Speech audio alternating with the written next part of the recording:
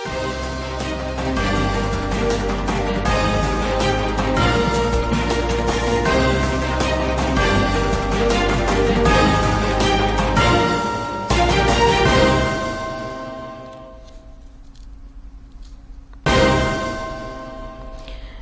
ग्रामीण विकास मंत्री गिरिराज सिंह ने संगठन से समृद्धि कार्यक्रम का किया शुभारंभ। झारखंड के प्रखंडों में हुआ सीधा प्रसारण, महिला समूह की दीदियां रही मौजूद।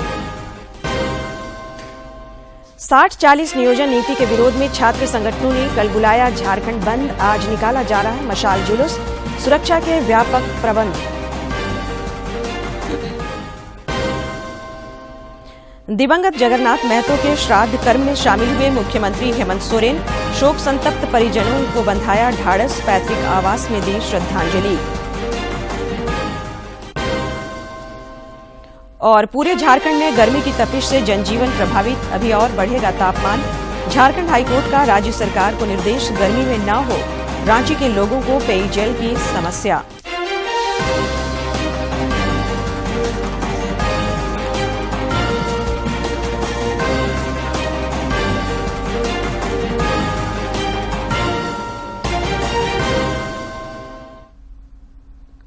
नमस्कार, खबरें झारखंड में आपका स्वागत है। मैं हूं संध्या दिमता और अब समाचार विस्तार से।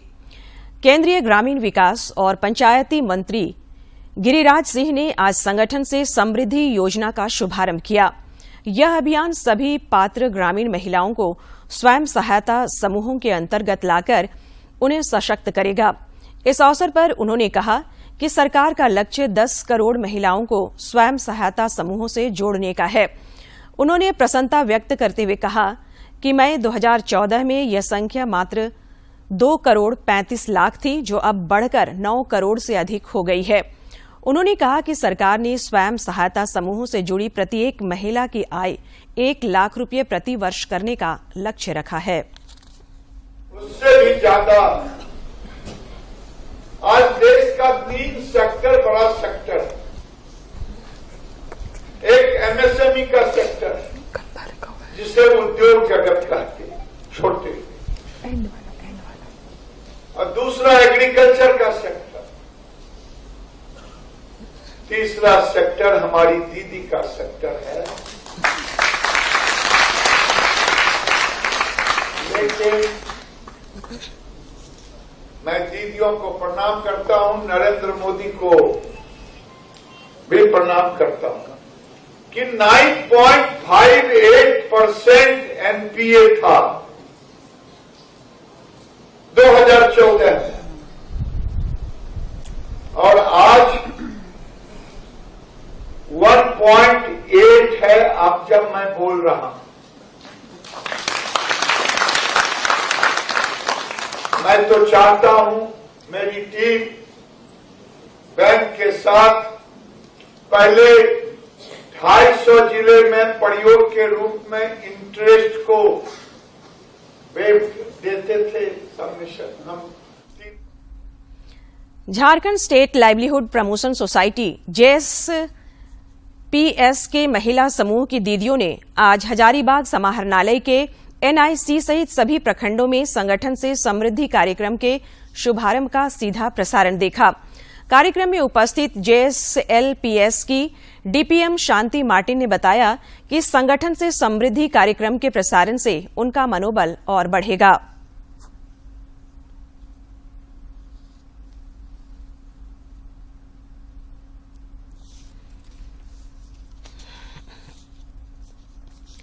इधर धनबाद जिले के समाहरणालय सभागार में भी संगठन से समृद्धि कार्यक्रम के शुभारंभ का सीधा प्रसारण देखा गया। JSLPS के महिला समूह की दीदियों ने संबोधन को ध्यानपूर्वक सुना। यहां भी प्रखंडों में इसको लेकर कार्यक्रम का आयोजन किया गया। जनजातीय मामलों के केंद्रीय मंत्री अर्जुन मुंडा अपनी 2 दिवसीय पूर्वोत्तर दौरे पर आज मणिपुर की राजधानी इम्फाल पहुंचे।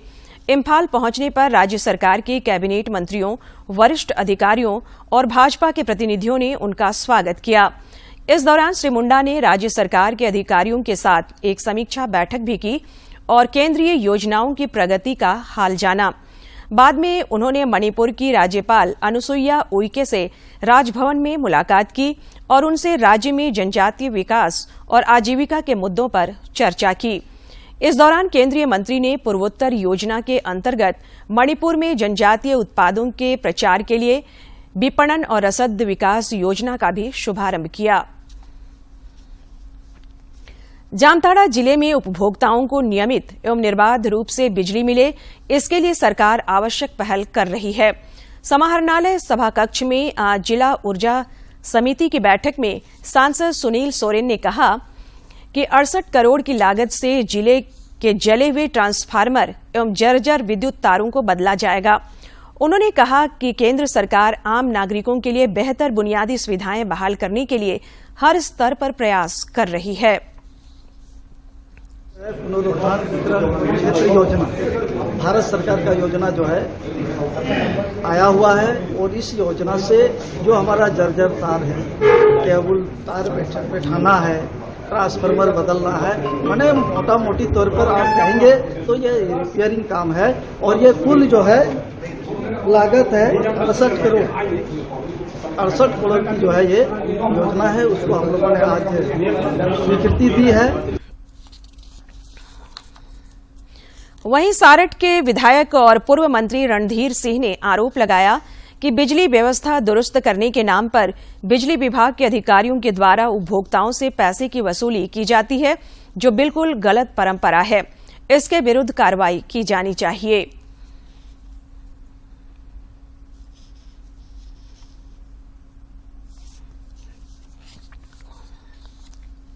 हम लोग विधायक हैं, हम लोग सूचना दे दिए विभाग के अधिकारी को। जेई क्या करता है, जेई वहां जाके गांव वाला से पैसा वसूलता है, गांव वाला से पैसा वसूल के तब ट्रांसफर बदलता है। तो कई हमारे पास प्रमाण के सामने बोलता हूं और हमने इसको जीएम यहाँ के जीएम इसलिए गंभीरता से लिया है कि आगे इस तरह की गतिविधि नहीं होगी। जब किसी का आप लाइन काटते हो, पैसा वसूल दो बिजली बिल के नाम पर, आप पैसा वसूल रहे हो, आप 24 घंटा बिजली बिल नहीं दे पा रहे हो, उसके बाद भी जनता आपको बिजली बिल दे रही है। बिजली आप नहीं दे पा रहे 24 घंटा, उसके बाद भी जनता आपको बिजली का बिल दे रही है।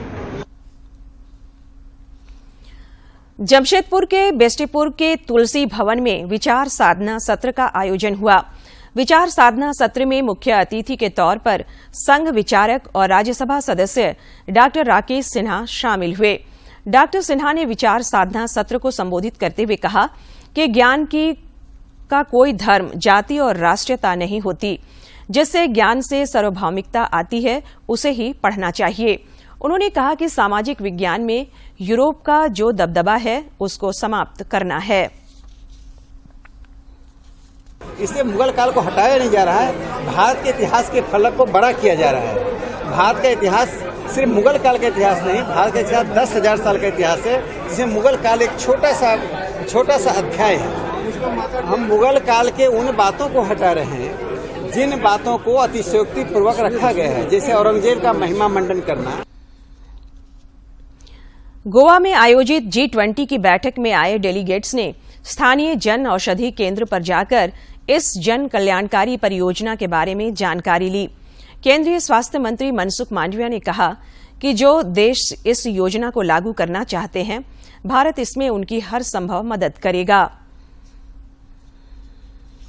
में मेडिसिन उपलब्ध हो रही है, उसके बारे में विस्तृत डेलीगेट्स ने इंफॉर्मेशन ली और चाहा कि ये सिस्टम, ये scheme, it's a very useful to middle class peoples, poor peoples, उसको उपयोगी होने वाली स्कीम है। हम अपनी कंट्री में भी उसका इम्प्लीमेंटेशन करना चाहते हैं। विधानसभा प्रशासनिक समिति कक्ष में आज विशेषाधिकार समिति की महत्वपूर्ण बैठक हुई। विधानसभा अध्यक्ष रविन्द्रनाथ महतो की अध्यक्षता में हुई इस बैठक में पिछली बैठक के दौरान लिए गए निर्णयों पर हुई कार्रवाई की जानकारी ली गई। इस दौरान सदस्यों ने कई अन्य मुद्दे भी अध्यक्ष के सामने रखे।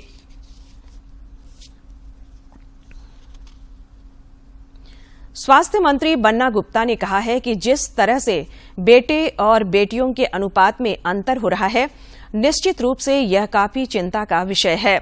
NSUI की ओर से रांची के श्यामा प्रसाद मुखर्जी विश्वविद्यालय में आयोजित कार्यशाला में शामिल होने के बाद पत्रकारों से बातचीत में स्वास्थ्य मंत्री ने कहा कि सरकार लिंगानुपात में समानता लाने और सर्वाइकल कैंसर के प्रति जागरूकता लाने के लिए काम कर रही है।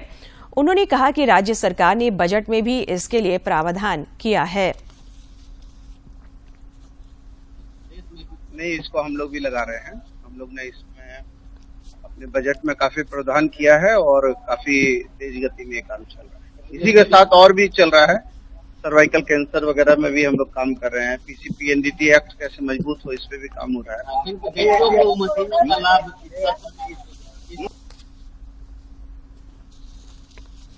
विधायक सरयू राय ने आज अपने विधानसभा क्षेत्र के न्यू बाराद्वारी स्थित पीपल्स एकेडमी उच्च विद्यालय के 4 दीवारी के निर्माण कार्य की आधारशिला रखी। नगर विकास विभाग एवं आवास विभाग की ओर से इस स्कूल की 4 दीवारी का निर्माण किया जा रहा है। कार्यक्रम को संबोधित करते हुए उन्होंने कहा कि 4 दीवारी के निर्माण होने से छात्र और छात्राएं तो सुरक्षित होंगे ही, विद्यालय का माहौल भी सुधरेगा।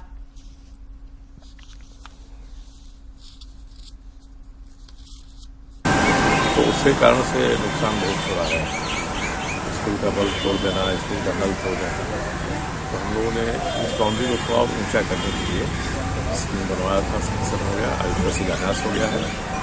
और ये लोग जिधर ज़्यादा संकट है पहले उधर ही बाउंड्री को ऊंचा करेंगे। पैसा अगर कम हो जाएगा तो फिर दूसरा हम लोग पैसा सैंक्शन कराएंगे इसके लिए।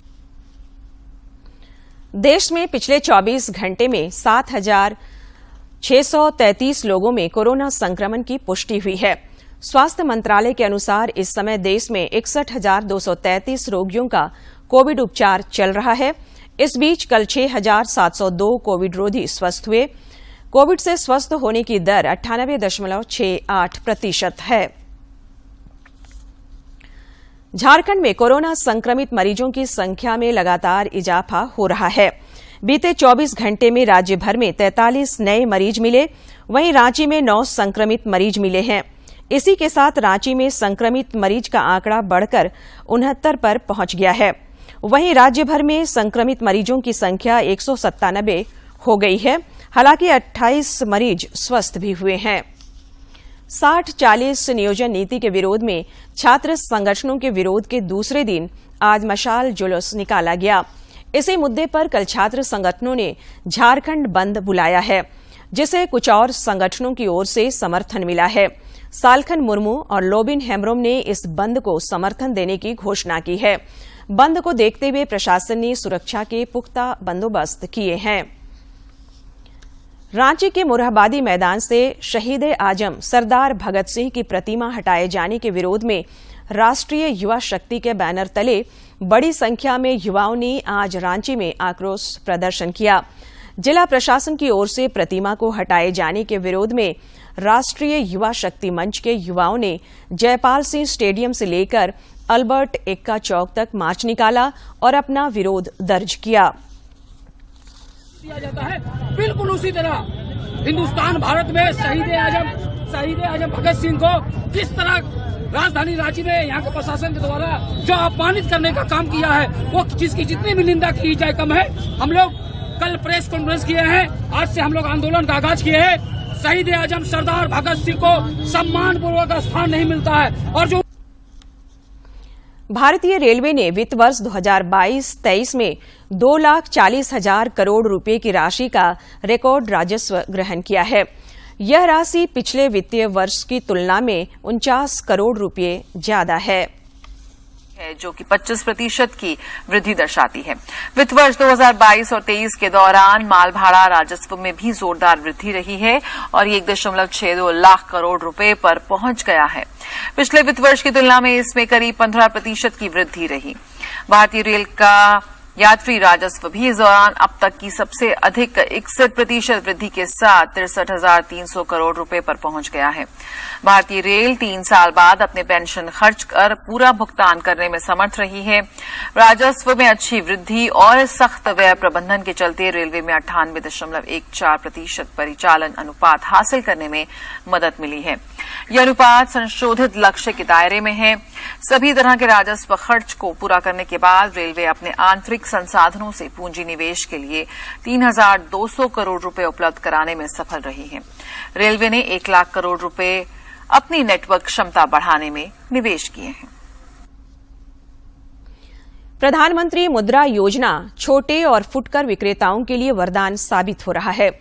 इस योजना का लाभ उठाकर कई दुकानदार अपने व्यापार को बढ़ा रहे हैं। रांची के दीपक कुमार गुप्ता पिछले 20 वर्षों से फुटपाथ पर प्लास्टिक आइटम की बिक्री करते आ रहे हैं, लेकिन दीपक कुमार गुप्ता के व्यवसाय को गति उस समय मिली जब उन्होंने वर्ष 2017 में प्रधानमंत्री मुद्रा योजना का लाभ उठाया। इस योजना से इन्हें सरल कागजी प्रक्रिया पूरी करने के बाद बैंक से लोन मिला। आज इनका व्यवसाय अच्छी तरीके से चल रहा है। और मैं 2017 में प्रधानमंत्री मुद्रा योजना के तहत 50,000 लोन लिया था। ये हमारा दुकान देख सकते हैं, इसी से अब किए और अभी तो सब लोन चुका दिए हैं, है ना। बहुत अच्छे तरीके से मेरा दुकान चल रहा है, उसके फायदा है।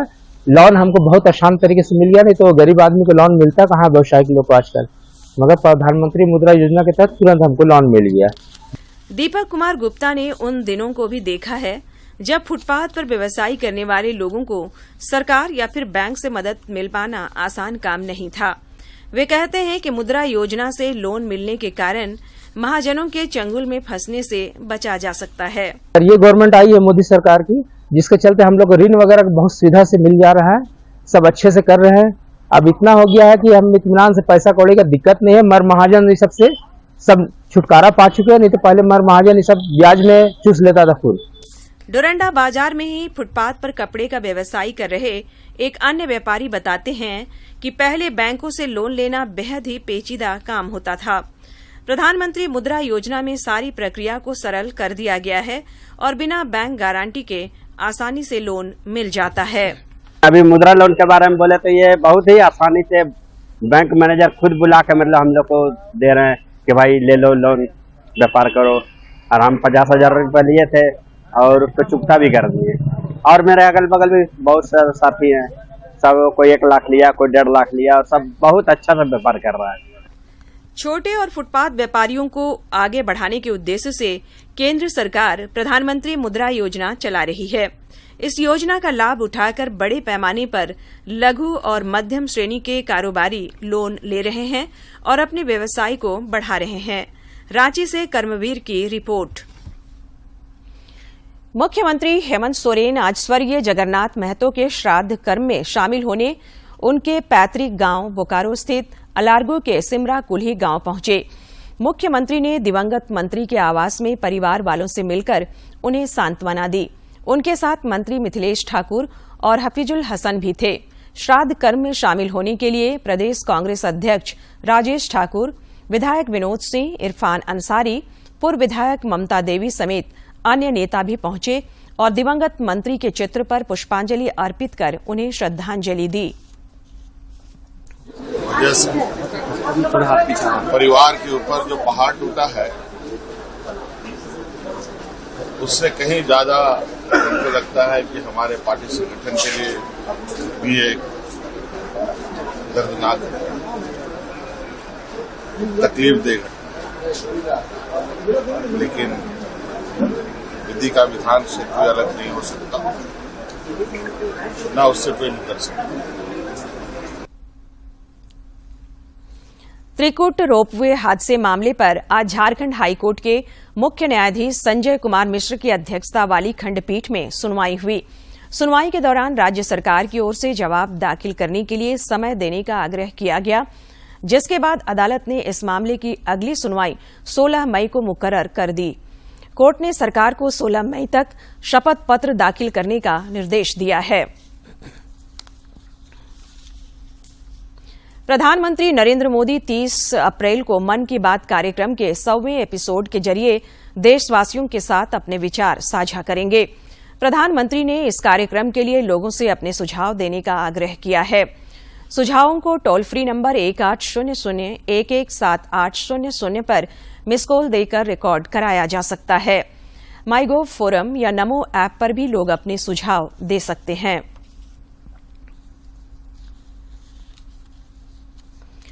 मन की बात के 100वें एपिसोड को लेकर प्रसार भारती की ओर से विशेष कार्यक्रम आयोजित किया जाएगा।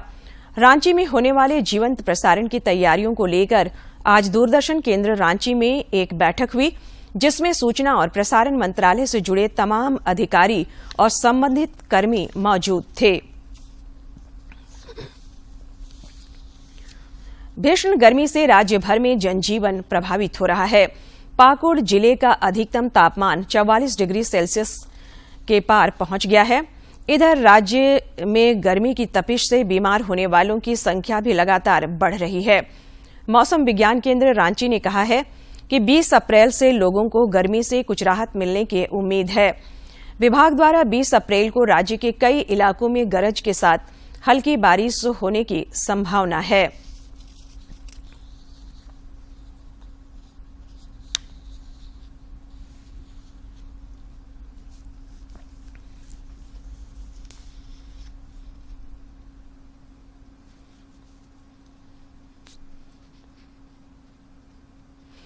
और अब एक नजर डालते हैं प्रमुख शहरों के आज के तापमान पर।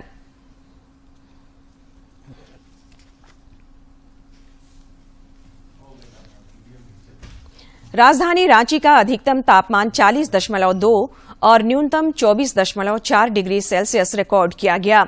जमशेदपुर का अधिकतम तापमान 43.6 और न्यूनतम 25.4 तथा डाल्टनगंज का अधिकतम तापमान 43.7 और न्यूनतम तापमान 24.9 डिग्री सेल्सियस रिकॉर्ड किया गया।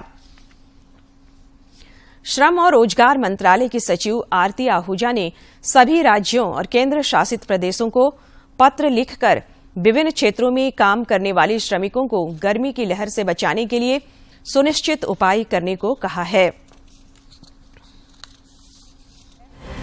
सभी राज्यों केंद्र शासित प्रदेशों के मुख्य सचिवों प्रशासकों को संबोधित एक पत्र में केंद्रीय श्रम सचिव आरती आहूजा ने गर्म मौसम के प्रतिकूल प्रभावों को कम करने के लिए आवश्यक कदम उठाने के लिए अधिभोगियों, नियोक्ताओं, निर्माण कंपनियों, उद्योगों को निर्देश जारी करने की आवश्यकता पर जोर दिया है।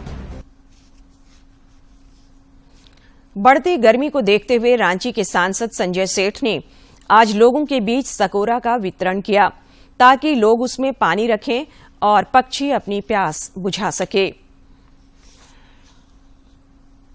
बढ़ती गर्मी का प्रतिकूल असर इंसानों के साथ पक्षियों पर भी देखने को मिलता है। पक्षियों की प्यास बुझाने के लिए सांसद संजय सेठ ने आज सकोरा का निःशुल्क वितरण किया। इस मौके पर सांसद ने आग्रह करते हुए कहा कि लोग सकोरा में पानी रखें ताकि पक्षी अपनी प्यास बुझा सके। आपको प्यास लगती है, आपके बच्चों को प्यास लगती है, तो जानवरों को भी प्यास लगती है, पशु पक्षी को भी प्यास लगती है। तो इसीलिए आज हम सब प्राकृतिक रूप से यह सकोरा बांट रहे हैं कि अपने घरों में सकोरा रखें, रोजाना पानी भर के पक्षियों के लिए सुबह शाम रखें ताकि उपने का काम हो। सांसद के इस अनूठे प्रयास की स्थानीय लोगों ने भी जमकर सराहना की।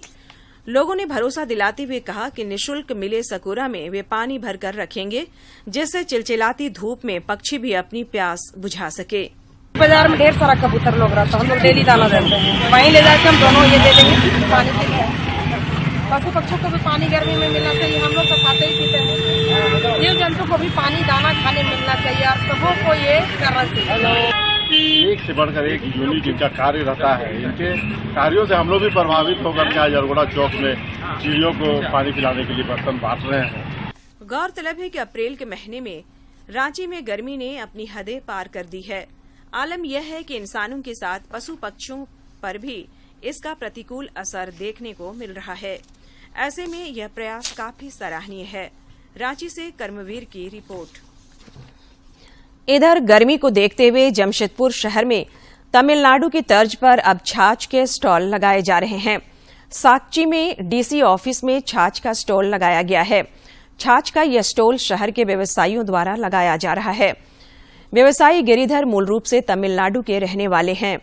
उन्होंने बताया कि तमिलनाडु में पानी की जगह मटके में छाछ रखकर पिलाया जाता है और उसी तर्ज पर अब जमशेदपुर में भी छाछ पिलाने का काम शुरू किया गया है।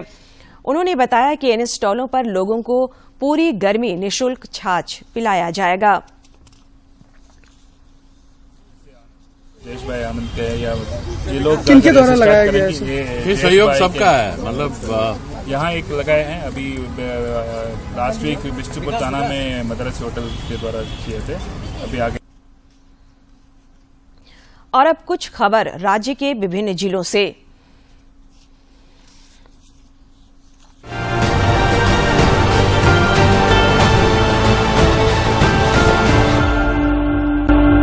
झारखंड के एक शीर्ष माओवादी नेता अजय ओझा को केरल और झारखंड पुलिस के संयुक्त अभियान में गिरफ्तार किया गया।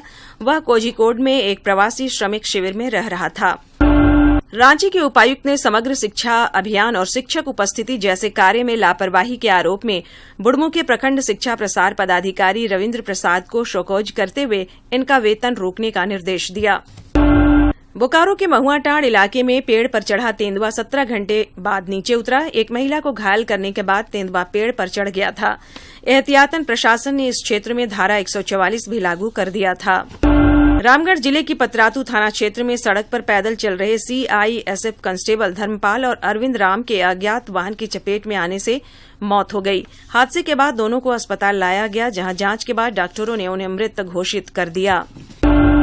रांची के बरियातू में हुए सेना जमीन घोटाले मामले में रांची के पूर्व डीसी छवि रंजन को ईडी ने 21 अप्रैल को पूछताछ के लिए समन जारी किया है।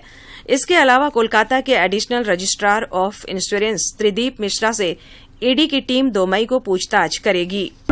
चतरा जिले में जिस पैसेंजर ट्रेन के परिचालन की मांग वर्षों से हो रही थी, वह अब पूरा होने वाला है। आजादी के 75 वर्षों के बाद टंडवा प्रखंड क्षेत्र के शिवपुर रेलवे स्टेशन पर पैसेंजर ट्रेन का परिचालन शुरू किया जाना है। इसको लेकर रेलवे के वरीय अधिकारियों ने शिवपुर टोरी रेल लाइन के साथ शिवपुर रेलवे स्टेशन का निरीक्षण किया। ईद उल फितर के मद्देनजर राज्य सरकार के पदाधिकारियों और कर्मचारियों के अप्रैल महीने के वेतन का भुगतान 20 अप्रैल को ही कर दिया जाएगा। वित्त विभाग ने इससे संबंधित आदेश जारी कर दिया है। गोड्डा जिले की नगर थाना पुलिस ने चोरी की 3 बाइक समेत एक चोर को गिरफ्तार किया है। कल दोपहर में पुलिस रौतारा चौक पर बाइक चेकिंग अभियान चला रही थी। इसी दौरान एक बाइक सवार पुलिस वैन को देखकर अपनी मोटरसाइकिल को मोड़कर वापस भागने लगा। मौके पर खड़े पुलिस जवानों ने उसे भागते देख खदेड़ कर पकड़ लिया। पलामू के हरिहरगंज थाना क्षेत्र के पास तरबूज से भरी एक पिकअप वैन अनियंत्रित होकर नहर में पलट गई। इस हादसे में चालक की मौत हो गई, जबकि सह चालक बाल बाल बच गया। सांसद संजय सेठ ने आज रांची जिले के रातू प्रखंड के चटकपुर पंचायत में लगभग 1260 फीट पीसीसी पथ के निर्माण कार्य का शिलान्यास किया। इस अवसर पर कांके विधायक समरी लाल समेत अन्य लोग मौजूद।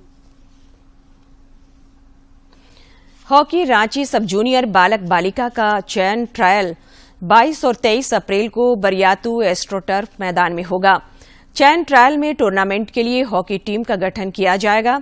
चयनित खिलाड़ी रांची जिला का प्रतिनिधित्व हॉकी झारखंड सब जूनियर बालक बालिका स्टेट चैंपियनशिप में करेंगे। हॉकी रांची के सचिव जयंत करकेटा ने इस बात की जानकारी दी। हॉकी इंडिया के महासचिव भोलानाथ सिंह ने कहा है कि चेन्नई को एशियन चैंपियनशिप ट्रॉफी 2023 के आयोजन के लिए चयनित किया गया है। उन्होंने कहा कि देश के विभिन्न शहरों में अंतर्राष्ट्रीय हॉकी स्पर्धाओं की पहुंच सुनिश्चित करने के लिए यह पहल की गई है। आयोजित हो रहा है, इसमें पूरे एशिया के बेस्ट जो 6 टीम है, Hindustan, Pakistan, China, Korea, Japan, Malaysia, ये 6 टीम भाग ले रहे हैं। और इसका आयोजन आपका 3 अगस्त से 12 अगस्त तक रामास्वामी जो एस्ट्रोटर्फ हॉकी स्टेडियम है चेन्नई में। और अब अंत में मुख्य समाचार एक बार फिर। केंद्रीय ग्रामीण विकास मंत्री गिरिराज सिंह ने संगठन से समृद्धि कार्यक्रम का किया शुभारंभ। झारखंड के प्रखंडों में हुआ सीधा प्रसारण, महिला समूह की दीदियां रहीं मौजूद। 60-40 नियोजन नीति के विरोध में छात्र संगठनों ने कल बुलाया झारखंड बंद। आज निकाला जा रहा है मशाल जुलूस, सुरक्षा के व्यापक प्रबंध। दिवंगत जगन्नाथ महतो के श्राद्ध कर्म में शामिल हुए मुख्यमंत्री हेमंत सोरेन। शोक संतप्त परिजनों को बधाया ढाढ़स, पैतृक आवास में दी श्रद्धांजलि।